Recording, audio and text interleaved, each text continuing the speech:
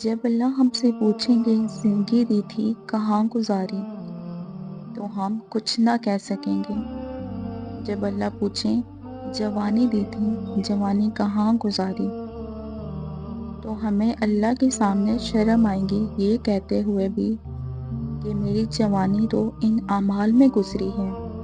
ویسے اعمال کریں ہی نہ جو اعمال اللہ کے سامنے کل آپ کو شرمندہ کر سکیں، کیونکہ آپ کے فیصلے لوگوں نے نہیں کرنے۔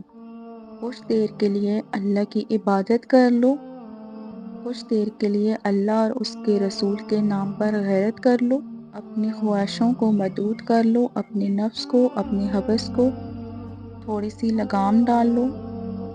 مرنے کے بعد اللہ رب العزت ہر چیز آپ کے قدموں میں رکھ دے گا۔ تھوڑا سا صبر ہی کرنے کو تو کہا ہے اللہ رب العزت نے، کسی چیز کے لیے منع نہیں کیا۔ جن خواہشوں کو آپ یہاں لوگوں سے چھپ چھپ کے پورا کرنے کے لیے دوڑتے ہیں نا، وہی خواہش جب آپ آخرت میں اللہ کے سامنے پوری کریں گے تو اللہ خوش ہوگا۔ اللہ نے اگر ایک مرتبہ آپ کو جنت میں انٹری دے دی نا، اس کے بعد تمہارا رب اور تمہاری موج مستی، تو کیوں اس دھوکے کے گھر سے اپنا دل لگایا ہوا ہے؟ یہ تو عارضی سا گھر ہے اور ایک دن ہمیشہ ہمیشہ کے لیے ختم ہو جائے گا۔